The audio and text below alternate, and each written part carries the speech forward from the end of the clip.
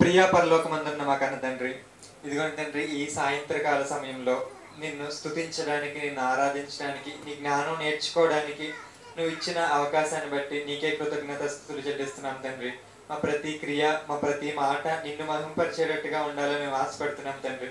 ఎక్కడ త్రప్పులు తొల్లకుండా మంచిగా మాటలు చెప్పి ఈ వాక్య ప్రకారంగా మా జీవితాన్ని కట్టుకోవడానికి నువ్వు సహాయం అందించాలని కోరుకుంటూ ఈ చిన్ని ప్రార్థనని యేసుక్రీస్తు వారి నామంలో అడిగి వేడుకుంటున్నాం తండ్రి. ఆమేన్. అందరికీ వందనాలండి. పొద్దున్న చెప్పుకున్నది మనం కంటిన్యూ చేద్దాం. ఇప్పుడు అందరూ పొద్దున్న వచ్చిన వాళ్ళు అందరూ వచ్చారు కాబట్టి నేను ఇంకా పెద్దగా డీటెయిల్స్ లోకి వెళ్ళట్లేదు. జస్ట్ కట్టే కొట్టే తెచ్చేలాగా 2 ముక్కలు చెప్పి పాఠంలోకి వెళ్ళిపోతాను. మనం ఏమనుకున్నామంటే అసలు మన పాఠం పేరు ఏంటంటే ఇమాన్యుయల్ అనగా ఎవరు అసలు అనేది. ఈ పాఠంలో ఈ ప్రవచనం మనకి ఈజీగా క్రైస్తవులందరికీ తెలిసింది ఏంటంటే మత్తయి సువార్తలో యేసుక్రీస్తు ప్రభుల వారి గురించి చెప్పబడింది అని మనకు తెలుసు. కానీ అసలు ఏ ప్రవక్త ఈ ప్రవచనాన్ని పలికారని చూసినప్పుడు యెషయా గారు ఈ ప్రవచనాన్ని పలికారు. మరి ఏ సందర్భంలో పలికారు అంటే యూదుల మీదకి ఇదిగోండి ఇజ్రాయేలీలను సిరియన్లు వస్తున్నప్పుడు ఒక సూచనగా ఆహాజు రాజుకి ఈ సూచన ఏది, కన్యక గర్భవతి అయి కుమారుని కనును, అతనికి ఇమానియేల్ అనే పేరు పెట్టడం జరుగుతుందని చెప్పారు. ఇక్కడ మనం ఆలోచిస్తే అది ఎప్పుడు జరిగిందంటే క్రీస్తు పుట్టడానికి 700 సంవత్సరాల ముందు జరిగింది. అక్కడ ఏముందంటే ఈ బాలుడు తెలివి రాక మునిపే ఏమవుతుందంట, ఆ 2 రాజ్యాలు కూడా నాశనం అవుతాయని ఉంది. అంటే ఇప్పుడు వీళ్ళు త్వరలో వచ్చేపోతున్నారు. ఒకవేళ ఈ పిల్లోడు పుట్టి తెలివి రాకముందంటే ఒక 10 సంవత్సరాలు పుట్టాడు అనుకోండి, కొన్ని 5 సంవత్సరాలు పుట్టాడు అనుకోండి. తెలివి రాకుండా అంటే ఒక 2 సంవత్సరాలు, తెలివి ఎన్ని సంవత్సరాలు వస్తుందో ఒక 5 సంవత్సరాల్లోకి వస్తుంది అనుకుందాం. అంటే ఇంచుమించుగా ఒక 10 సంవత్సరాల్లోనో లేకపోతే 20 సంవత్సరాల్లోనో అయిపోవాలి ఇదంతా. కానీ 700 సంవత్సరాల తర్వాత యేసుక్రీస్తు దీన్ని నెరవేర్చారని చెబుతుంటే అంటే ఇప్పుడు 2 ఛాన్సెస్ ఉండొచ్చు. ఏంటంటే అక్కడ చెప్పింది తప్ప, ఇక్కడ చెప్పింది తప్ప, అంతే కదండి. ఇప్పుడు అక్కడ ఆహాజ్ టైంలో యెషయా గారు ఏం చెప్పారు, ఇప్పుడు నువ్వేమనుకుంటున్నావు, వీళ్ళిద్దరూ యుద్ధానికి వస్తారన్నావు కదా. ఒక పిల్లోడు పుడతాడు, ఆ పిల్లోడికి తెలివి రాకముందే వీళ్ళిద్దరూ అంతం అయిపోతారన్నారు. వీళ్ళ వచ్చే వాళ్ళు ఎంతసేపు ఆగుతారండి, అయితే 1 సంవత్సరం అవుతారు, కొన్ని రోజులు ఆగుతారు. అంటే ఈ లోపైనా జరిగిపోవాలి. అంటే ఇక్కడ యెషయా గారు ఆహాజ్ టైంలో చెప్పింది కరెక్ట్ అయ్యి ఉంటుంటే ఇక్కడ జరిగిపోవాలి. లేదు ఇక్కడ యెషయా గారు తప్పు చెప్పారు అనుకుందాం, సరిగ్గా ఈ సందర్భం సరిగ్గా చెప్పలేదు అనుకుందాం, అప్పుడు మత్తయి గారు చెప్పింది కరెక్ట్ అవ్వాలి. అంటే అదైనా కరెక్ట్ అవ్వాలి, ఇదైనా కరెక్ట్ అవ్వాలి. ఇలా మనం ఆలోచిస్తున్నాం కదా. సో ఇంతకీ ఇప్పుడు ఈ 2 రాజ్యాలు అయినయా లేవా అని ఒక విషయాన్ని చూసుకుని మనం ముందుకు వెళ్ళిపోతాం. ఇది తీస్తే ఇంక ఈ విషయాన్ని మనం మర్చిపోవచ్చు. అసలు ఈ 2 రాజ్యాలు అంతం అయిపోయినా అంతం అవ్వలేదా? ఎందుకు ఎవరెవరి గురించి చెప్పుకున్నాం అంటే మనం సిరియన్ల గురించి, ఇజ్రాయేల్ గురించి మనం చెప్పుకున్నాం. సిరియన్ల గురించి మనకు బైబిల్లో ఉండదు కాబట్టి మన చరిత్రలో చూసుకుంటే అది కూడా అషూరు చెరలోనికి వెళ్ళిపోయినట్టుగా మనకి తెలుస్తుంది. కానీ మనకి ఇజ్రాయేల్ గురించి బైబిల్లో రాయబడింది కాబట్టి ఇజ్రాయేలీని అషూరు ఆక్రమించినట్టుగా సుమారు 700 సంవత్సరాల పూర్వం, క్రీస్తు పూర్వం 700 సంవత్సరాలు ఆ టైం ఫ్రేమ్ లో అషూరీయులు ఇజ్రాయేల్ని మొత్తాన్ని స్వాధీనపరుచుకున్నట్టుగా అప్పటి చక్రవర్తి అయిన తిగ్లత్ పిలేసర్ అని ఎవరైతే ఉన్నారో అతను ఇజ్రాయేల్ మొత్తాన్ని స్వాధీనపరుచుకున్నట్టుగా మనకు అర్థమవుతుంది అనమాట. అంటే ఇక్కడ ఏదైతే చెప్పబడిందో ఆ ప్రవచనం అంటే నెరవేరింది, కానీ ఎలా నెరవేరిందో చూద్దాం. ముందు అసలు నెరవేరిందా లేదా? రాజులు 2వ గ్రంథం 15వ అధ్యాయం 29వ వచనంలో ఒక సందర్భం ఉంటుంది, చూద్దామండి. ఒక్క నిమిషం నేను కూడా ఓపెన్ చేస్తాను. 2వ రాజుల గ్రంథం 15వ అధ్యాయం 29వ వచనం. ఇజ్రాయేల్ రాజైన పెహకు దినములలో అష్షూరు రాజైన తిగ్లత్ పిలేసర్ వచ్చి ఈ 3 పట్టణమును, అలా ఇవన్నీ ఏంటంటే ఇజ్రాయేల్ పట్టణాలండి.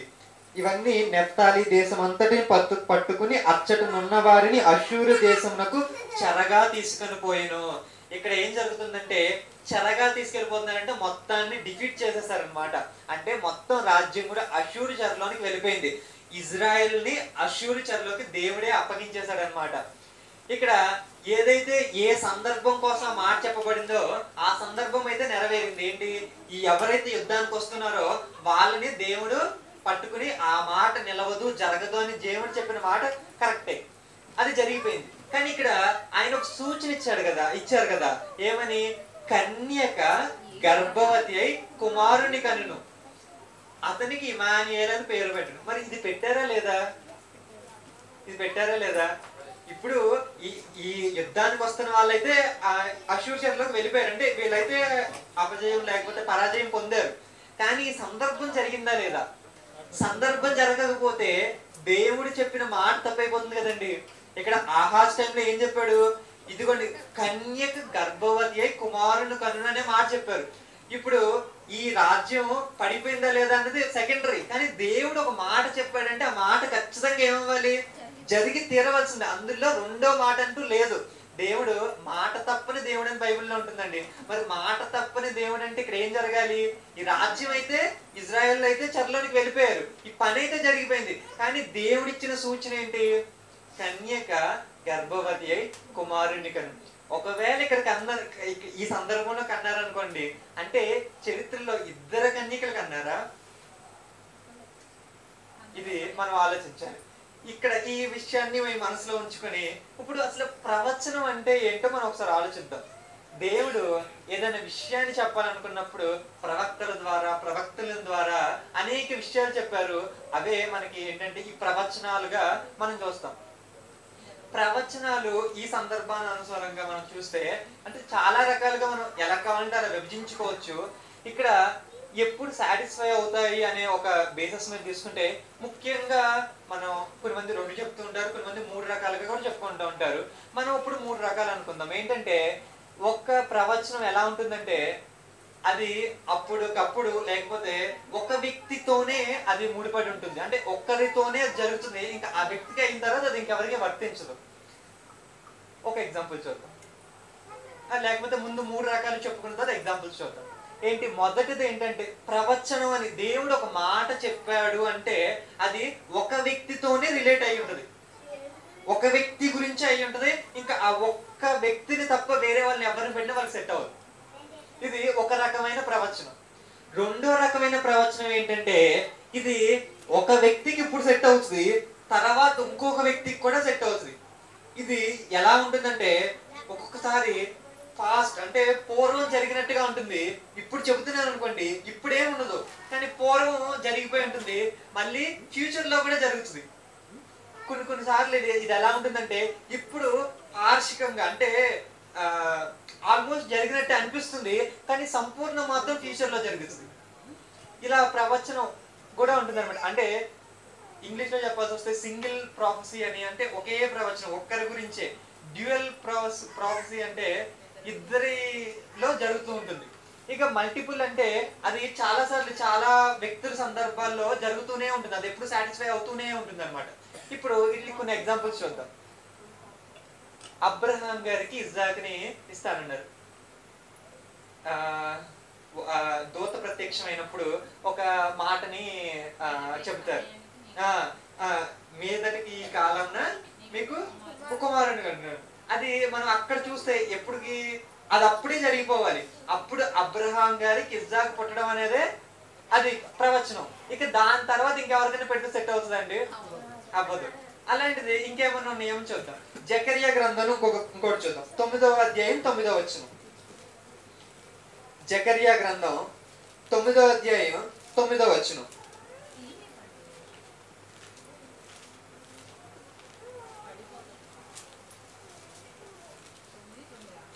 జకరియా గ్రంథం 9వ అధ్యాయం 9వ వచనం.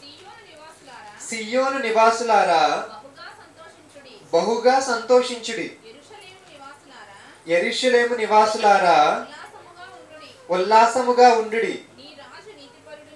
నీ రాజు నీతిపరుడును రక్షణ గలవాడును దీనుడునై గాడిద పిల్లను ఎక్కి నీ యొద్దకు వచ్చుచున్నాడు. ఇది ఎవరి గురించో మీరు చెప్పాలి. యేసుక్రీస్తు గురించి. దీనికి ఒక ప్రత్యేకమైన ఈవెంట్ కూడా ఉంది, మన క్రైస్తవ లోకం జరుపుకుంటుంది. ఏంటది? మంటల ఆదివారం. ఏంటంటే యేసుక్రీస్తు వారు ఎలాగంటే దీనుడై గాడిద పిల్లను ఎక్కి వస్తారు అని సియోను వారసులకి చెప్పినట్టుగా మనం ఇక్కడ చూస్తున్నాం. ఇది ఎవరి ద్వారా నెరవేరిందంటే యేసుక్రీస్తు ద్వారా నెరవేరింది. ఆయనకి తప్ప ఇంకెవరికి సెట్ అవ్వదు. అంటే ప్రవచనాలు ఎలా ఉంటాయంటే ఒక వ్యక్తి గురించి చెప్పబడి ఉంటుంది, అది ఆ ఒక్క వ్యక్తికి మాత్రమే మనం వర్తింపజేయాలి. వేరే వాళ్ళకి వర్తింపజేస్తే అలా కుదరదు. ఇప్పుడు ఫర్ ఎగ్జాంపుల్ ఇందాక మనం అబ్రహాం గారి గురించి ఒకటి చూసాం. మీకు ఇదే సంవత్సరం ఇదే టైంకి వచ్చే సంవత్సరం పెళ్ళోడు ఉంటాడని చెప్పారు.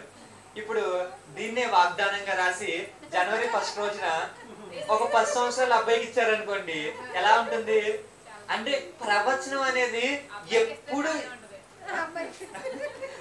ఎప్పుడు ఎవరికి ఎలా వర్తిస్తుందో మనం ఆలోచించాలన్నమాట. అంటే ఇక్కడ ఈ పర్టికులర్ సందర్భంలో మనకి ఏమనిపిస్తుందంటే ఒక్క ప్రవచనం అనేది ఒక్క వ్యక్తికి మాత్రమే, అప్పటికి అక్కడికి ఆ వ్యక్తికి మాత్రమే సరిపోయే ఉంటుందన్నమాట. ఇకపోతే ఇంకొక రకం ఏంటంటే డ్యూయల్ ప్రాఫెసీ. అంటే ఇది ఇద్దరిలో సాటిస్ఫై అవుతుంది. ఇప్పుడు ఇక్కడ సాటిస్ఫై అయినట్టు అనిపిస్తుంది, కానీ సంపూర్ణం మాత్రం ఇంకొక వ్యక్తి దగ్గర అల్టిమేట్ గా జరుగుతూ ఉంటుంది. ఇలాంటి సందర్భాలు ఏమన్నా ఉన్నాయా బైబిల్లో? కొన్ని ఎగ్జాంపుల్స్ చూద్దామండి. సమూయేలు గారు రాసిన రెండో గ్రంథం 7వ అధ్యాయం 12వ వచనం. సమూయేలు 2వ గ్రంథం 7వ అధ్యాయం 12వ వచనం. ఒక్క నిమిషం. 7వ అధ్యాయం 12వ వచనం. నీ దినములు సంపూర్ణములు అవునప్పుడు నీవు నీ పితరులతో కూడా నిద్రించిన తరువాత నీ గర్భములో నుండి వచ్చిన నీ సంతతిని హెచ్చించి రాజ్యమును అతనికి స్థిరపరచెదను. అతడు నా నామ ఘనత కొరకు ఒక మందిరమును కట్టించును. అతని రాజ్య సింహాసనమును నేను నిత్యముగా స్థిరపరచెదను. చదవండి. నేను అతనికి తండ్రినై యుండును, అతడు నాకు కుమారుడై యుండును. చాలండి. ఇదిగోండి, ఇక్కడ ఒక విషయం చెప్తున్నారు. మీరు మందిరము కట్టెను అని ఆ మాట వినంగానే అది ఎవరి గురించి చెప్పబడింది? సొలొమోను గారి గురించి. మీరు అన్నట్టుగా అది కరెక్టే, కానీ ఆయన రాజ్య సింహాసనము నిత్యము ఉంటుందా అంటే ఇది ఇక్కడ నెరవేరింది, కానీ పార్షికంగా నెరవేరింది. సంపూర్ణంగా ఎక్కడ నెరవేరింది? యేసుక్రీస్తు. ఇక్కడ అలాగే నేను అతనికి తండ్రినై యుందును, అతడు నాకు కుమారుడై యుండును అని ఉన్న మాట కూడా ఉంది. దీన్ని హెబ్రీయులకు రాసిన పత్రికల్లో ఇక్కడ కూడా సాటిస్ఫై అవుతుంది, అక్కడ కూడా యేసుక్రీస్తు వారి గురించి కూడా ఈ మాట వర్తిస్తుందని చెప్తారు. సో ఇక్కడ నేను ఈ సందర్భాన్ని మీకు ఎందుకు చూపించానంటే కొన్ని ప్రవచనాలు ఎలా ఉంటాయంటే అది ఇక్కడ సాటిస్ఫై అవుతాయి, పార్షికల్ గా కానీ ఫుల్ గా కానీ సాటిస్ఫై అవుతాయి, కానీ అల్టిమేట్ గా అంటే ఫ్యూచర్ లో అల్టిమేట్ గా సంపూర్ణం ఫ్యూచర్ లో జరుగుతుంది. అంటే 2 సార్లు నెరవేరేవి ఉంటాయి అన్నమాట. ఇకపోతే మల్టిపుల్ గా జరిగేవి ఎలాగంటే ఇజ్రాయెల్కి కనాను దేశాన్ని ఇచ్చినప్పుడు మోషే గారు ఏం చెబుతారు? మీరు ధర్మశాస్త్ర ప్రకారంగానే మీరు మంచిగా ఉంటే మీకు ఆశీర్వాదం, లేదంటే మీకు యుద్ధాలు తప్పవని చెప్తారు. వాళ్ళు ఎప్పుడెప్పుడు తప్పు చేస్తున్నప్పుడల్లా ప్రవచనం ఏమవుతా ఉంటది? నెరవేరుతూ ఉంటుంది అనమాట. అంటే ఇది మల్టిపుల్ చాలా సార్లు చాలా వ్యక్తులు అంటే యెహోషువ గారి టైంలో తప్పు చేశారనుకోండి ప్రజలు, అప్పుడు ఒకసారి నెరవేరింది. తర్వాత సౌలు గారి టైంలో ఒకసారి తప్పు చేశారు, అప్పుడు నెరవేరింది. అంటే ప్రవచనాలు అలా నెరవేరుతూ ఉంటాయి అనమాట. ఇప్పుడు మనకి కావాల్సింది అంటే నేను ఈ సందర్భాన్ని బట్టి ఇక్కడున్న సిచ్యువేషన్ బట్టి 3 రకాలుగా విభజించాను. వేరే వేరే సందర్భాలను బట్టి వేరే వేరే రకాలుగా కూడా విభజించుకోవచ్చు. కానీ ఇక్కడ మనకు కావాల్సింది ఏంటంటే డ్యూయల్ ప్రాఫెసీ, అంటే ఇద్దరిలో నెరవేరే ఒక ప్రాఫెసీని మనం అర్థం చేసుకోవాలి. ఇదే మనకి ఇక్కడ చాలా ఇంపార్టెంట్ అన్నమాట. ఎందుకంటే మనం ఏదైతే విన్నామో ఆ మాట ఏది? కన్యక గర్భవతి అయి కుమారుని కనును, అతనికి ఇమాన్యుయేల్ అనే పేరు పెట్టబడును అని ఉంది. ఇది డ్యూయల్ ప్రాఫెసీ అంటే ఇద్దరిలో నెరవేరుతుంది. ఇప్పుడు ఇద్దరిలో నెరవేరుతుందని చెప్పంగానే మనకు ఒక డౌట్ రావాలి, ఏంటది? ఇప్పుడు ఇమాన్యుయల్ గారితో ప్రాబ్లం కాదండి, ఇద్దరు పిల్లలు పుట్టారు. కానీ ఎవరితో ప్రాబ్లం అంటే కన్యకతో ప్రాబ్లం. ఇప్పుడు చరిత్రలో ఇద్దరు కన్యకలు కన్నారా, అదే కదండి మన డౌట్. ఎందుకంటే ఇక్కడ పుస్తకం ఏం చెబుతుందంటే, ఇక్కడ వాక్యం ఏం చెబుతుందంటే కన్యక గర్భవతి అయి కుమారునిగా. ఇప్పుడు దీనికి మనం ఈ విషయాన్ని మనం అర్థం చేసుకోవడానికి కొంచెం మనం మూల భాషలోకి కూడా వెళ్ళాలి. ఇక్కడ దీనికి మనం ఇంగ్లీష్ లో చూసుకున్నాం అనుకోండి, ఇక్కడ వర్జిన్ అనే ఒక పదాన్ని వాడారు అన్నమాట. వర్జిన్ అన్న ఇదన్నా ఒకటే. అలాగే మనం గ్రీక్ లోకి వెళ్ళినా కూడా సేమ్ వర్జిన్ అనే పదాన్నే వాడారు. ఇకపోతే హీబ్రూలో కూడా వెళ్తే, హీబ్రూలో చాలా పద సంపద కలిగింది కాబట్టి దానికి వర్జిన్ అనే పదానికి 2 పదాలు ఉన్నాయి. అక్కడ ఒక వర్జిన్ అంటే పురుషుణ్ణి ఎరగని స్త్రీకి ఒక పదం ఏంటంటే బెతుల్లా అనే ఒక పదం అసలు పురుషుణ్ణి ఎరగని స్త్రీకి వాడతారు అని ఒక భాషలో, అంటే భాషా ప్రావీణ్యం కలిగిన వారు చెబుతున్న మాట. ఇది ఒకటి. ఇంకొకటి ఏంటంటే ఆల్మా, నేను తెలుగుని ఎలా ప్రొనౌన్స్ చేస్తున్నానంటే ఆ రాసి లాకి దీర్ఘం ఇచ్చి మావర్తించి హ, ఆల్మాహ అనే ఈ పదం కూడా ఉంటుంది. ఇది ఎలాంటి పదం అంటే ఒక యవ్వన స్త్రీకి వాడే పదం అన్నమాట. అల్మాహ్ అనే ఈ పదం యవ్వన స్త్రీకి వాడే పదం. బెతుల్లా అనే ఈ పదం ఎలాంటి పదం అంటే ఒక కన్యకకి, ఆ పురుషుల్ని ఎరగని ఒక స్త్రీకి వాడే పదం. కానీ అలాగే వాడాలనే రూల్ ఏమీ లేదు, కానీ అలా ఉందన్నమాట. ఇప్పుడు యవ్వన స్త్రీ అనే పదానికి ఇక్కడ కోట్ చేయడం జరిగింది. ఇక్కడ యెషయా గారు రాసిన పదానికి ఏదైతే ఉందో అల్మా అనే పదాన్ని హిబ్రూ భాషలో వాడారనమాట. అంటే ఇప్పుడు మీకు వచ్చే డౌట్ ఏంటంటే, అంటే హిబ్రూ భాషలో యెషయా గారు రాస్తున్నప్పుడు యెషయా గారి ఉద్దేశం కన్యక కంటుందని కాదా? మరి అల్మా అని ఎందుకు వాడారు? ఇది చాలా చాలా చాలా ఇబ్బంది పెట్టే ఒక పదం అండి. ఎందుకంటే చాలా మంది యూదుల్లో కూడా చాలా మంది క్రైస్తవులుగా మారిన వాళ్ళు ఉన్నారు. ఒకరి పేరు చెప్పండి మీరు. యూదుల్లో క్రైస్తవులుగా మారిన వాళ్ళు ఒకరి పేరు చెప్పండి. పౌలు గారు కదండి, ఆయన యూదుడే. యూదా ధర్మశాస్త్రం ప్రావీణ్యం కలిగిన వ్యక్తి, ఎంతో జ్ఞానాన్ని అభ్యసించిన వ్యక్తి. ఆయన కూడా ఏం చేశాడు? క్రైస్తవాన్ని స్వీకరించాడు. కాకపోతే కొన్ని మంది యూదులు క్రైస్తవాన్ని స్వీకరించిన వాళ్ళు చెప్పే ఒక మాట ఏంటంటే, ఇదిగోండి ఇక్కడ అసలు కన్యక కంటుందని యెషయా గారు చెప్పలేదు కదండి అని కొన్ని మంది అంటూ ఉంటారు. కానీ యెషయా గారు కన్యక కంటుందనే చెప్పారు. మరి నేనేం చెప్పాను? అల్మాహ్ అనే పదం ఎందుకు వాడారు? యవ్వన స్త్రీ అనే పదం ఎందుకు వాడారు? ఇది కూడా మనకి ఒక తెలుసుకోవాల్సిన విషయమే. ఇప్పటి వరకు మనకి ఒకసారి నేను చెప్పిన విషయాన్ని మరొకసారి జ్ఞాపకం చేస్తాను. ఇక్కడ ఇది డ్యూయల్ ప్రాఫెసీ అంటే ఇద్దరిలో నెరవేరే ప్రవచనం అన్నమాట. ఇక్కడ ఇద్దరు ఎవరు అంటే యెషయా గారు ఒకళ్ళు, అలాగే కన్యక అయిన మరియ గారు ఒకళ్ళు అన్నమాట. ఇక్కడ మన ప్రాబ్లం ఏంటంటే 2 సార్లు కనడం ప్రాబ్లం కాదు, కానీ కన్యక అనే పదం దగ్గర ప్రాబ్లం. ఎందుకంటే చరిత్రలో మనం అందరం ఏం చెబుతామంటే యేసుక్రీస్తు కన్యకకు పుట్టారు అనేదాన్ని మనం గొప్పగా చెబుతాం.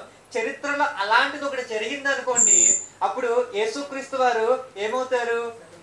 సెకండ్ అవుతారు, ఆర్డినరీ అవుతుంది. ఆ పని ఏమవుతుంది అంటే అంత అద్భుతంగా లేకపోతే అంత గొప్పగా ఉండదు. ఇకపోతే ఈ విషయాన్ని అలా ఉంచుకుని, కానీ నేనేమంటున్నానంటే ఇది ఇద్దరిలో జరిగింది. కానీ మరి ఇద్దరు కన్యకులు జన్మనిచ్చారా అంటే మనం కాదనే చెప్పాలి. ఎలాగంటే ఇక్కడ మనకి వాడిన పదం ఏంటంటే ఎల్మాహ్ అంటే యవ్వన స్త్రీ అనే అర్థం. యవ్వన స్త్రీ అనేది దాన్ని ఎలా అంటే ఆ పదాన్ని గంధకర్త ఎలా వాడాడంటే ఆ పదాన్ని మనం ఎలా కావాలంటే అలా మోల్డ్ చేసుకోవచ్చు అనమాట. అంటే 2 రకాలుగా. అంటే ఇది ఎలా ఉంటుందంటే ఈ పదాన్ని కొన్ని ఎగ్జాంపుల్స్ చూద్దాం, చెప్తే అప్పుడు ఎగ్జాంపుల్స్ చూసిన తర్వాత మనకి ఈజీగా అర్థమవుతుంది. బైబిల్లో ఎల్మాహ్ అనే పదం అసలు ఇంత చెప్పుకోవాల్సింది ఎందుకు వచ్చింది అంటే, చాలా మంది ఏమంటారంటే మీరు ఇమాన్యుయల్ అంటున్నారు కదా, అసలు యేసుక్రీస్తు ఇమాన్యుయలే కాదండి అని కొట్టి పారేస్తూ ఉంటారు. వాళ్ళు చెప్పే ఒక మాట ఏంటంటే అసలు యెషయా గారు కన్యకకు పుడతారనే చెప్పలేదు కదండి అని ఊరికి అంటూ ఉంటారు. ఒక్కసారి మీరు ఆలోచించండి, అసలు ఇది ఏ సూచన? పాతాళ లోకమంత లోతైనను సరే, ఊర్ధలోకమంత ఎత్తైనను సరే ఒక సూచన అడగమంటే అప్పుడు దేవుడు తానే ఒక సూచన ఇస్తున్నారు. అలాంటిది అసలు నార్మల్ గా పుడితే అదంత పెద్ద సూచన ఏమంటే అది అసలు ఎలాంటి సూచన? నార్మల్ సూచన. కానీ దేవుడు ఇక్కడ ఏం చెప్తున్నాడు? ఊర్ధలోకమంత ఎత్తైనను సరే, పాతాళ లోకమంత లోతైనను సరే అంటున్నారు. అంటే ఇప్పుడు జరగబోయే సూచన చాలా చాలా చాలా అద్భుతమనే చెప్పాలి. మరి అలాంటి సెన్స్ లో వాడిన పదానికి కన్యకకు పుడితేనే దానికి వాల్యూ ఉంటుందా, కన్యక పుట్టకుండా నార్మల్ గా పుడితే వాల్యూ ఉంటుందా? కన్యకకి పుడితేనే వాల్యూ ఉంటుంది. అప్పుడే అక్కడ చెప్పబడిన సందర్భానికి 100% జస్టిస్ చేసినట్టు. సరేనండి, ఇప్పుడు ఈ ఎల్మా అనే పదాన్ని గ్రంథకర్త ఎందుకు వాడారంటే ఇక్కడ మనం అర్థం చేసుకోవాల్సింది, బైబిల్లో ఎల్మా అనే పదాన్ని చాలా చోట్ల వాడారు. చాలా చోట్ల ఎలా వాడారంటే కన్యక కోసమే వాడారు. భాషాపరంగా మనం చూసుకున్నప్పుడు ఇది యవ్వన స్త్రీ అని వస్తున్నప్పటికీ బైబిల్లో ఎక్కడ అంటే ఎక్కడైతే ఎల్మా ఎల్మా ఎల్మా అని వాడారో అక్కడ ప్రతి చోట కూడా ఉన్నది కన్యకే. ఇకపోతే బెతుల్లా అని మీరు ఒక పదం చెప్పాను చూసారా, ఆ పదం వాడిన చోటల్లో చాలా చోట్ల యవ్వన స్త్రీ కాకపోయినా వాడిన సందర్భాలు మనకు కనిపిస్తాయి. కొన్ని సందర్భాలు చూద్దామండి. ఆదికాండం రిబ్కా గారి గురించి, ఆదికాండం 24వ అధ్యాయం 14వ వచనం. ఆదికాండం 24వ అధ్యాయం 14వ వచనం. కాబట్టి నేను ఆగునట్లు త్రాగునట్లు నీవు దయచేసి నీ కడవను 16 చదివేయండి, మీకు అర్థమైంది కదా సందర్భాన్ని బట్టి. రిబ్కా గారు అని అర్థమైంది. ఆ చిన్నది మిక్కిలి చక్కనిది, ఆమె కన్యక, ఏ పురుషుడును ఆమెను కూడలేదు. చాలండి. ఇక్కడ ఆమె కన్యక అనే పదం దగ్గర హిబ్రూ బైబిల్లో ఏముందంటే ఎల్మా అనే పదం ఉంది, అంటే యవ్వన స్త్రీ అని ఉంది. అంటే ఇక్కడ ఎల్మా అనేది ఏ భావనలో వాడారంటే బైబిల్లో ఏ భావనలో వాడారండి? కన్యక అనే భావనలో వాడారు. ఎక్కడ బైబిల్లో ఎక్కడ కూడా ఎల్మా అనేది కన్యక కాని స్త్రీకి వాడలేదు. కానీ బెతుల్లా అనే పదాన్ని కన్యక కాకపోయినా వాడినట్టుగా మనం చూడదు. ఇంకా కొన్ని చూద్దామండి. 24వ అధ్యాయం 43వ వచనం కూడా చూడండి. 24వ అధ్యాయం ఆదికాండమే. నేను ఈ నీళ్ల బావి యొద్ద నిలిచి ఉండగా నీళ్లు చేదుకొనుటకు వచ్చిన ఆ చిన్నదానికి, ఇక్కడ ఆ చిన్నదానికి అనే ఉన్నదానికి కూడా ఎల్మా అనే పదం హిబ్రూలో వాడబడిందండి. అంటే ఇక్కడ కూడా అంటే చిన్నది అని ఇక్కడ రిబ్కా గారి గురించి చెప్తున్నారు. అంటే స్టిల్ ఎవరు? కన్యకే. కన్యక గురించి ఏం వాడబడింది? ఎల్మా అనే పదమే వాడబడింది. సరేనండి. ఇకపోతే నిర్గమాకాండం 2వ అధ్యాయం 8వ వచనం చూద్దామండి. నిర్గమాకాండం 2వ అధ్యాయం, నిర్గమాకాండం స్టార్టింగ్ లో మనం ఎవరి గురించి చూస్తాం? మోషే గారి గురించి చూస్తాం. అప్పుడు మోషే గారిని ఒక జమ్ము పెట్టిలో పెట్టి వదిలేస్తున్నప్పుడు ఒక చిన్నది ఉంటుంది, ఎవరు వాళ్ళ అక్క మిరియాం. ఆవిడ గురించి ఏమని ఉంటుందంటే చిన్నది అని ఉంటుంది. దానికి వాడబడిన పదం కూడా ఎల్మా అనే పదం. అంటే ఆవిడ ఎంత చిన్నదంటే, ఈ మోషే గారు చిన్నవారంటే ఎంత వయసు ఉంటుందండి? పోనీ ఎంత లేదనుకుంటే 10 సంవత్సరాలు ఉంటుందా, 15 సంవత్సరాలు ఉంటుందా, మరీ గ్యాప్ అనుకుంటే 15 సంవత్సరాలు, లేదంటే ఒక 5 సంవత్సరాలు, 2 సంవత్సరాలు, 3 సంవత్సరాలు కూడా ఉండొచ్చు. అంటే ఇక్కడ ఈ సందర్భంలో కూడా మనం ఏం చూస్తున్నామంటే ఎల్మా యవ్వన స్త్రీ అనేది ఎలాంటి భావంలో వాడారంటే ఒక కన్యక, చిన్న దాని గురించే వాడినట్టుగా మనం అర్థం. ఇంకా కొన్ని ఎగ్జాంపుల్స్ చూద్దాం. పరమగీతము 1వ అధ్యాయం 3వ వచనం.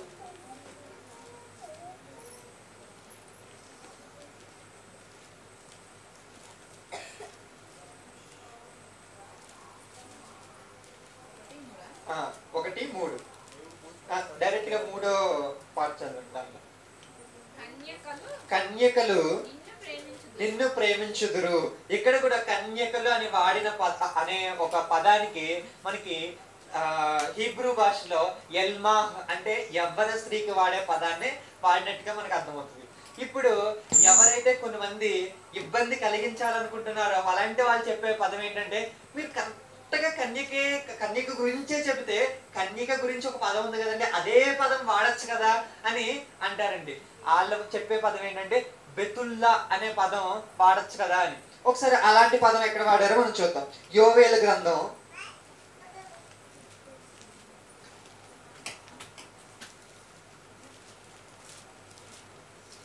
1వ అధ్యాయం 8వ వచనం. పెనిమిటిపోయిన యవ్వనురాలు. చాలండి. ఇక్కడ పెనిమిటిపోయిన యవ్వనురాలుకి ఏం పదం వాడారంటే బెతుల్లా అనే పదాన్ని వాడారండి. ఇక్కడ అంటే బైబిల్లో ఈ పదాన్ని మనం ఎలా వాడుతున్నారో ఈ భావాన్ని మనం అర్థం చేసుకోవాలి. ఎల్మా అనే పదాన్ని ఎలా వాడారంటే కన్యకకు వాడారు. బెతుల్లా అనే పదానికి అర్థం వచ్చేటట్టుగా అంటే కన్యక అనే అర్థం వచ్చేదాన్ని కన్యక కాకపోయిన వాళ్ళకి కూడా వాడారు. పురుషుని ఎరగని స్త్రీకి ఎల్మాహ్ వాడారు. అంటే బెతుల్లా అనే పదం కన్యక గురించే. అంటే కన్యక అని ఎగ్జాక్ట్ గా వాడవలసి వస్తే ఎలా వాడచ్చు అంటే అయితే ఇదైనా వాడచ్చు ఇదైనా వాడచ్చు, ఏ సెలెక్ట్ చేసుకున్నా మనకి కరెక్టే అవుతుంది. కానీ కన్యకకి ఒక ప్రత్యేకమైన పదం బెతుల్లా అని అంటున్నారు కాబట్టి అలాంటి పదాన్ని బైబిల్లో ఎలా వాడారు, పురుషుని ఎరిగిన వాళ్ళకి కూడా వాడినట్టుగా. ఇక్కడ పెనిమిటి పోయిన యవ్వనురాలు, ఇక్కడ బెతుల్లా అనే పదం వాడారు ఇక్కడ. కానీ ఈవిడెవరు కన్యక కాదు, కానీ బెతుల్లా అనే పదం వాడారు. ఇప్పుడు ఎవరన్నా మనల్ని ఒకవేళ ఇదిగోండి అసలు యేసుక్రీస్తు ఇమానియేలే కాదు, అసలు యెషయా గారు కన్యక పుడతారనే చెప్పలేదు అని ఎవరన్నా ఒకవేళ ప్రశ్నిస్తే మనం ఏం చెప్పొచ్చు అంటే, వాళ్ళు చెప్పే మాట ఏంటంటే మీరు ఏం వాడాలంటున్నారు, బెతుల్లా వాడాలంటున్నారు కదా. అసలు బెతుల్లా వాడితే ఇక్కడ ఎలాంటి పదాలు వాడారు, ఇక్కడ యోవేలు గ్రంథంలో మనం ఏం చూస్తున్నాం, పురుషుని ఎరిగిన స్త్రీ గురించి వాడినట్టుగానే అర్థమవుతుంది. అంటే కానీ బైబిల్లో ఎక్కడా కూడా ఎల్మా అనే పదాన్ని కన్యకకు తప్ప, పురుషుని ఎరగని వారికి తప్ప ఎరిగిన వారికి వాడినట్టుగా మనం ఎక్కడా చూడం. కాబట్టి ఈ రెండు విషయాలు మనకు అర్థమైనవి అనుకుందాం. ఇప్పుడు ఈ విషయం అర్థమైంది కాబట్టి మనం ముందుకెళ్దాం. ఇప్పుడు దీన్ని ఎవరు నెరవేర్చారు, ఒకటి యెషయా గారు నెరవేర్చారు, రెండోది యోసేపు మరియా సందర్భంలో నెరవేర్చడం జరిగింది. మరి ఈయన ఎలా నెరవేర్చారు, అక్కడ మరియా గారు ఎలా నెరవేర్చారో చూద్దామండి. మనం యెషయా గ్రంథంలోకి వెళ్దాం. మళ్ళీ యెషయా గ్రంథం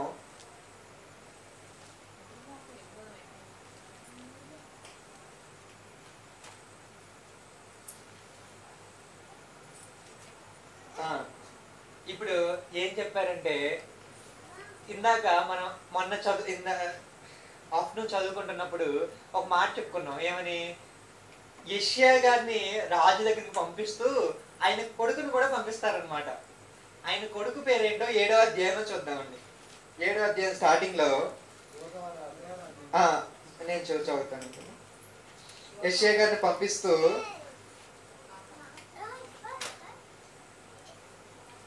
3వ వచనంలో, ఆహాజును ఎదుర్కొన్నట్టుకు నీవును నీ కుమారుడైన షేర్యాషూబును. ఈ పేరుకి అర్థం ఏంటంటే శేషము తిరిగి వచ్చును గాక. ఇప్పుడు ఈ పేరులో కూడా చాలా అర్థం ఉందండి. ఇది అందుకే సూచనగా తీసుకెళ్ళమని ఇక్కడ దేవుడు యెషయా గారికి చెప్పడం జరిగింది. ఇప్పుడు మన ప్రవచనం నెరవేరడం కోసం ఆల్రెడీ యెషయా గారికి ఒక కుమారుడు ఉంటారు, ఇప్పుడు రెండో కుమారుడు పుడతారనమాట. అది ఎలా నెరవేరిందో 8వ అధ్యాయంలో చూద్దాం.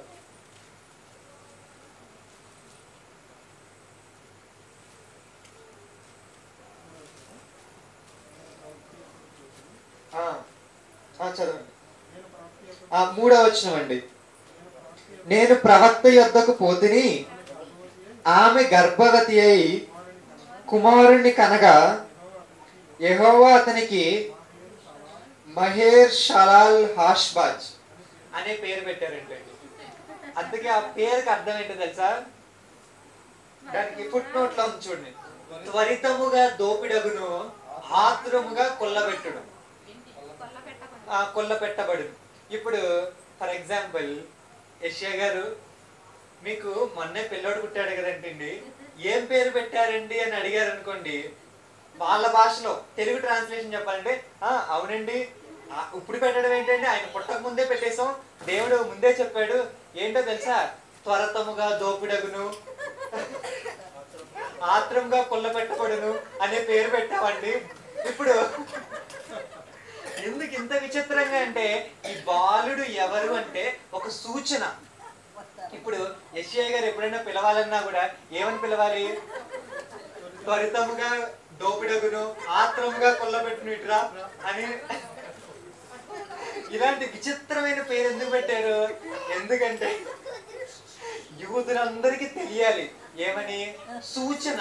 మీ అందరూ హృదయాలు మొత్తం కకావికలం అయిపోయినాయి చూసారా? ఎప్పుడైతే యూదులు ఇజ్రాయేల్ మీ మీదకి వస్తున్నారని మీరు భయపడ్డారో, దేవుడు తానే ఒక సూచన మీకు ఇవ్వాలనుకున్నారు. అదేంటంటే, ఇక్కడ ఒక కన్నిక కుమారుని కంటుంది. ఆ కుమారుడు తెలివి వచ్చే లోపే ఏమవుతుందంటే ఈ రెండు రాజ్యాలు కూడా నాశనం అవుతాయి. అలాగే యెషయా గారు తన ఒక ప్రవక్త దగ్గరికి వెళ్ళడము, తర్వాత ఒక కుమారుని కంటము. ఆవిడ కూడా యవ్వనురాలన్నమాట. యవ్వనురాలంటే పురుషుని ఎరిగిన ఆవిడే. అంటే ఇప్పుడు ఈ ప్రవక్త ద్వారా కుమారుని కంది. ఇక్కడ ఈ ప్రవచనాన్ని మనం ఎలా అర్థం చేసుకోవాలంటే, ఈ కన్యక వాడిన ఎల్మా అనే పదంలో రెండు అర్థాలు ఉన్నాయి. ఒకటి కన్యక అనే అర్థం వస్తుంది, ఒకటి యవ్వన స్త్రీ అనే అర్థం వస్తుంది. ఇక్కడ ఈ సందర్భంలో ఇది ఈ ప్రాఫెసీ అంటే ప్రవచనం ఎలా నెరవేరిందంటే పార్షియల్ గా నెరవేరింది, యవ్వన స్త్రీగా నెరవేరింది. కంప్లీట్ గా ఇక్కడ నెరవేరలేదు. కంప్లీట్ గా ఎక్కడ నెరవేరింది? మత్తయి సువార్తలో నెరవేరింది. అక్కడ 100% లేదు. సంపూర్ణంగా ఎలా నెరవేరిందని మనం ఎలా చెప్పగలం? ఎందుకంటే మత్తయి సువార్తలో మత్తయి గారు రాస్తూ ఏం చెప్పారు చూద్దాం, అడిగలు చూద్దాం. మత్తయి సువార్త 1వ అధ్యాయం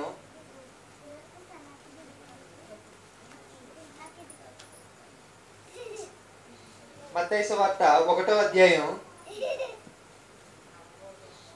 18 నుంచి చూద్దామండి. యేసుక్రీస్తు జనన విధం ఎట్లనగా, ఆయన తల్లి అయిన మరియ యోసేపునకు ప్రదానము చేయబడిన తరువాత వారేకము కాక మునుపు ఆమె పరిశుద్ధాత్మ వలన గర్భవతిగా ఉండెను. వారు ఏకము కాక మునుపు అంటే ఆవిడ కన్యక. అంటే యేసు అక్కడ యెషయా గారు ఏదైతే ప్రవచనం చెప్పారో అది ఇక్కడ సంపూర్ణంగా నెరవేరుతుంది. అంటే ఇది ఎవరి గురించి చెప్పబడింది? యేసుక్రీస్తు గురించి. చరిత్రలో ఇద్దరు ఇమ్మాన్యుయల్ ఉన్నారా అంటే ఇద్దరు ఇమ్మాన్యుయల్ మనం అనుకోవచ్చు. ఆ పిల్లవాడిని కూడా మనం ఇమ్మాన్యుయల్ అనుకోవచ్చు. కానీ సంపూర్ణమైన ఇమ్మాన్యుయల్ ఎవరు? యేసుక్రీస్తే. ఇప్పుడు మీకు డౌట్ రావచ్చు, పిల్లడు పుట్టిన తర్వాత ఇమ్మాన్యుయల్ అని పేరు పెట్టాలి కానీ యేసు అని పేరు పెట్టాడు ఏంటని. అంతే కదండి. అక్కడ నేనేం చెప్పాను మీకు? ఇమ్మాన్యుయల్ అని పేరు పెడతారు.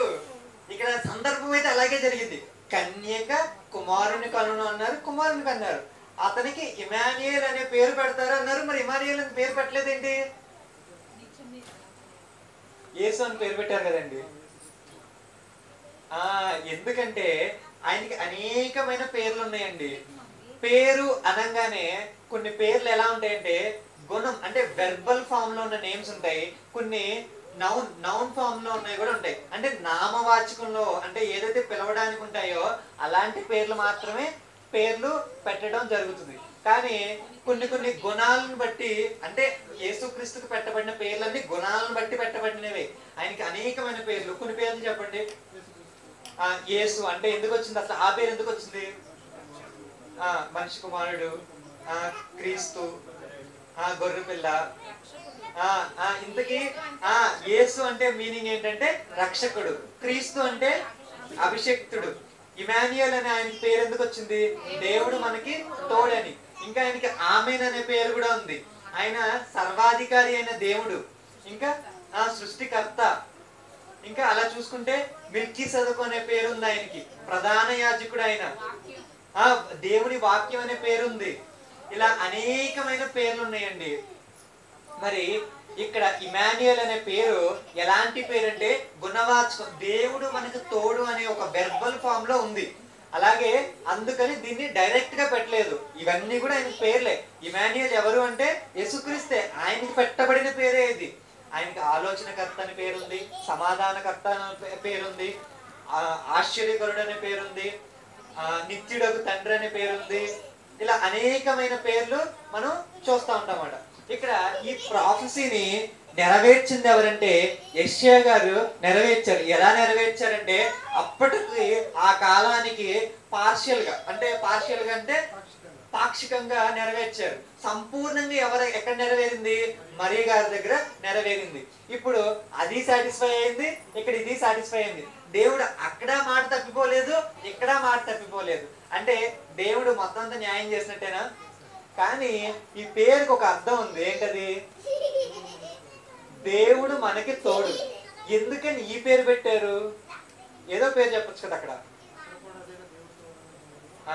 ఇక్కడ ఇదే పేరు అంటే ఆయనకి ఆమెన్ అనే పేరు ఉందండి. ఆమెన్ అనే పేరు, కన్యక కుమారుని కనును అతనికి ఆమెన్ అనే పేరు పెట్టబడును అని అంటే తప్పేమైనా ఉందండి దానిలో?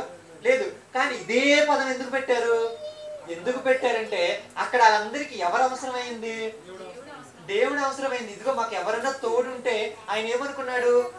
అశ్షూరు రాజు మాకు తోడుగా ఉంటే మేము యుద్ధాన్ని గెలవచ్చు అన్నాడు. కానీ దేవుడు ఏం చెప్తున్నాడంటే ఇదిగో నేనే మీకు తోడుగా ఉంటాను అని చెప్పడానికి సూచనగా, ఇదిగో సూచనగా ఒకటి నేను కన్యక కుమారుని కంటుంది, అతనికి ఇమాన్యుయల్ అని పేరు పెట్టింది. ఇమాన్యుయలే పేరు ఎందుకంటే ఇదిగోండి దేవుడే మీకు తోడుగా ఉన్నాడని మీరు గుర్తించాలి కదా. అలాగే కొత్త నిబంధనలో యేసుక్రీస్తు వారు పుట్టారు. ఆయన కూడా ఎందుకు పుట్టారు? ఇదిగో నేను మీకు తోడుగా ఉన్నాను, నేను మీకు తోడుగా ఉన్నాను చెప్పడానికి కోసం పుట్టారు. ఒకసారి మనం యోహాను సువార్త చదువుదామండి. యోహాను సువార్త 1వ అధ్యాయం 1వ వచనం.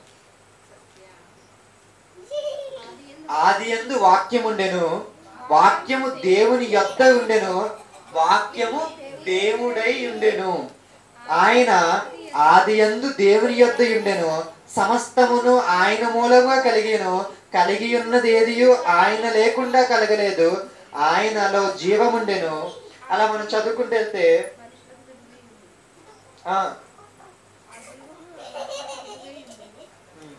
ఒక్క నిమిషం అండి, 14వ వచనమండి. ఆ వాక్యమే శరీరధారి అయి కృపా సత్య సంపూర్ణిగా మన మధ్య నివసించెను. ఇదిగోండి దేవుడే మన మధ్యకి వచ్చాడంటండి. దేవుడే మన మధ్యకి రావడం అంటే ఎంత భాగ్యం అండి. దేవుడే మన మధ్యకి వచ్చి మనతో నివసించే మనకి కావాల్సింది ఏంటి? మనకి కావాల్సింది ఏంటండి? పాపములో నుంచి బయటపడేయాలి.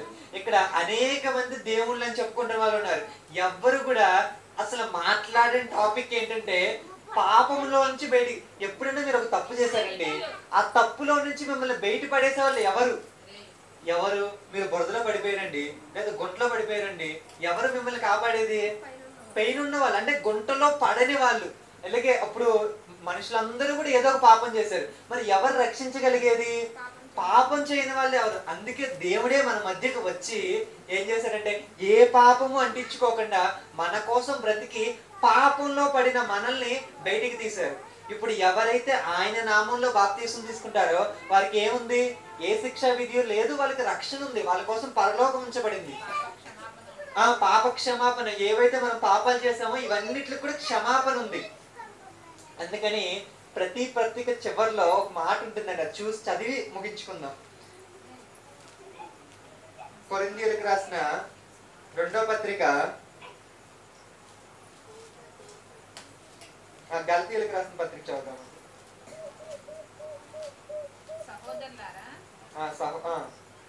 సహోదరులారా, మన ప్రభువైన యేసుక్రీస్తు కృప మీ ఆత్మతో నుండును గాక. యేసుక్రీస్తు కృప మనతో పాటు ఉండును గాక. అంటే మనతో పాటు ఎప్పుడు ఉంటుందంటండి. ఎవరి కృప? యేసుక్రీస్తు వారి కృప. ఇప్పుడు ఎఫెసీయులకు రాసిన పత్రిక చదువుదాం. మన ప్రభువైన యేసుక్రీస్తును శాశ్వతమైన ప్రేమతో ప్రేమించు వారందరికీ కృప కలుగును కాక. యేసుక్రీస్తు కృప కలుగుతుందంటే ఎవరైతే యేసుక్రీస్తుని ఆశ్రయిస్తారో, వారిని ప్రేమిస్తారో వాళ్ళకి ఏం కలుగుతుందంట? కృప కలుగుతుందంట. అలాగే ఫిలిప్పీయులకు రాసిన పత్రిక, ప్రభువైన యేసుక్రీస్తు కృప మీ ఆత్మతో ఉండును గాక. అలాగేనండి. నెక్స్ట్ కొలస్సీయులకు రాసిన పత్రిక, కృప మీకు తోడై ఉండును గాక. మనకి ఎవరి కృప తోడై ఉంటుందంట? మరి యేసుక్రీస్తు వారి కృపే మనకు తోడై ఉంటే మనం దేని గురించి భయపడాలండి? ఒక రాజే మన మీదకి వచ్చినా మనం భయపడచ్చా? ఎంత పెద్ద సమస్య వచ్చినా మనం ఎవరికి చెప్పొచ్చు? ఇప్పుడు ఇదిగోండి, మీకే డబ్బుల సమస్య వచ్చింది అనుకోండి, మీ ఇంట్లో ఒక వ్యక్తి, ఒక మిలీనియర్, అంటే ఒక 10 కార్లు, ఒక 100 ఎకరాలు ఉన్నవాడు ఉన్నాడు అనుకోండి, మీకు భయం వేస్తుందా అండి? మీకు ఒక 1000 రూపాయలు అవసరం వచ్చింది, భయం వేస్తుందా? 1,00,000 రూపాయలు అవసరం వచ్చింది, 1 కోటి రూపాయలు అవసరం వచ్చినా మీకేం భయం? ఇది ఎందుకని? డబ్బులు తెచ్చేవాడు ఉన్నాడు కదండి, మీకు భయం ఏంటి? అలాగే ఇప్పుడు యేసుక్రీస్తు కృప మీకు తోడుగా ఉంటే మీకు ఇంకా కావాల్సింది ఏంటి? ఏదైనా ఆయన చేయలేదంటే ఏమైనా ఉందా? అసలు ఏమన్నా జరగాలంటే ఆయనే కదండి చేయాల్సింది. కాబట్టి ఇంకా భయం ఎందుకు? అందుకని నిరంతరం కూడా ఆయన మనకి తోడుగా ఉంటాడు అని అభయాన్ని ఇస్తున్నట్టుగా మనం చూస్తున్నాం. అలాగే ఆ తర్వాత దశలోనికి రాసిన పత్రికల్లో కూడా తర్వాత ఇవన్నీ ఎందుకు చెప్పారు? ప్రతి పత్రికల్లోనూ ఈ మాటని ఎందుకు చెప్పారంటే, దేవుడు మీకు తోడుగా ఉన్నాడు, దేవుడు మీకు తోడుగా ఉన్నాడు అంటే ఈ విషయాన్ని మన మనసులో ఎప్పుడు అనుకుంటా ఉండాలి. మనకి ఎప్పుడైనా భయం వేస్తుంది అనుకోండి, యేసుక్రీస్తు నాకు తోడుగా ఉన్నాడు, యేసుక్రీస్తు నాకు తోడుగా ఉన్నాడు, నాకేం భయం లేదు అని మనం ఎప్పుడైతే అనుకుంటూ ఉన్నామో నిజంగా దేవునితో కలిసి మనం బ్రతుకుతున్నట్టు అండి. మనం ఎలా లోకంలో ఉన్న వాళ్ళు ఎలా బ్రతుకుతున్నారో మనం కూడా అలాగే బ్రతికామనుకోండి, మనకి ఎప్పుడన్నా నిజంగా అవసరం వచ్చినప్పుడు మాత్రమే దేవుడు గుర్తుకొస్తున్నాడు అనుకోండి, అప్పుడు నిజమైన క్రైస్తవులుగా ఉంటామా?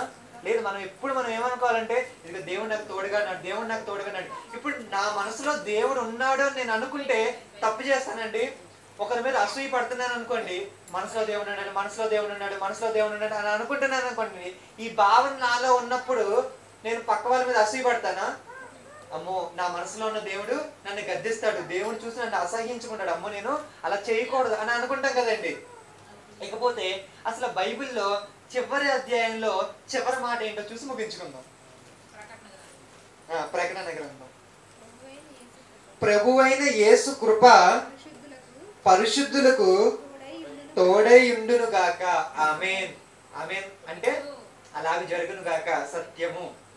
ఇక్కడ ప్రభువైన యేసు కృప పరిశుద్ధులకు తోడై ఉండును గాక అంటే మనతో ఎప్పుడు కూడా ఏముంటుందంటే, దేవుని కృప నిరంతరం కూడా పరిశుద్ధులతో ఎప్పుడు ఉంటుంది. ప్రార్థన చేసుకుందాం. ఒకసారి ఈ ఇమ్మాన్యుయల్ అనగా ఎవరు? ఇమానుయేలు అనగా ఎవరంటే ఎవరు? యేసుక్రీస్తే. కానీ ఇది ఎప్పుడు చెప్పబడిందో ఆ సందర్భం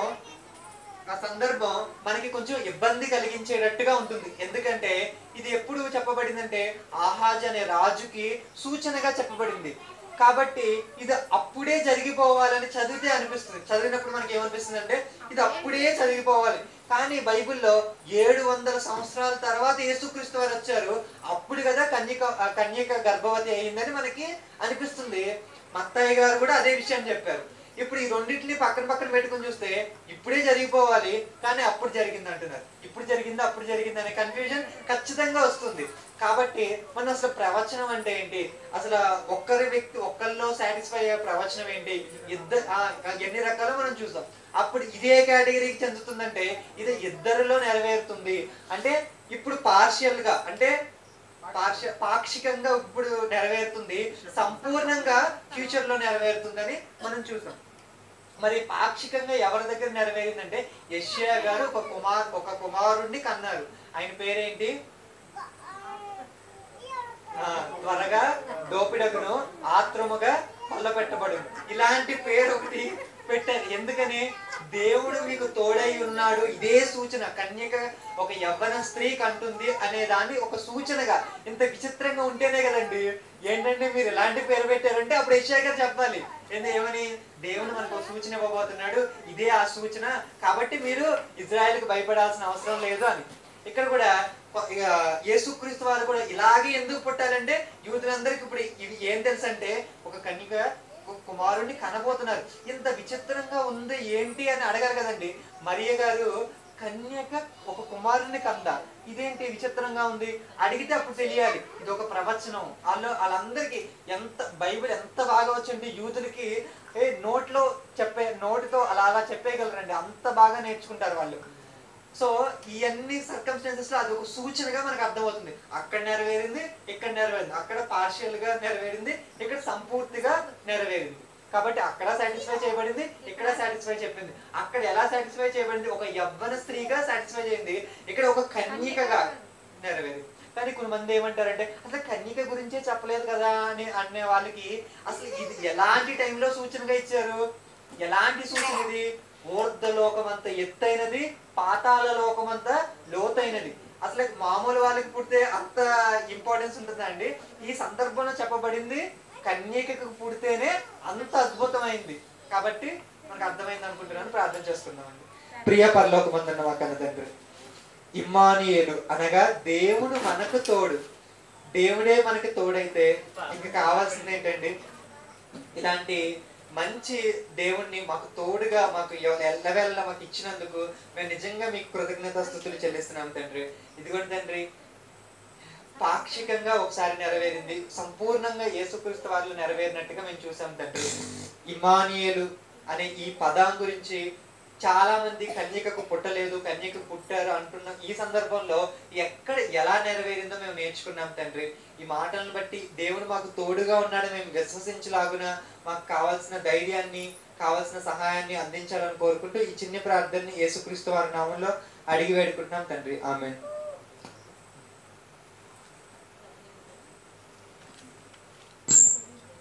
5 నిమిషాల వరకు 9కి పంపించేస్తాం. ఇంకా 10 నిమిషాలు.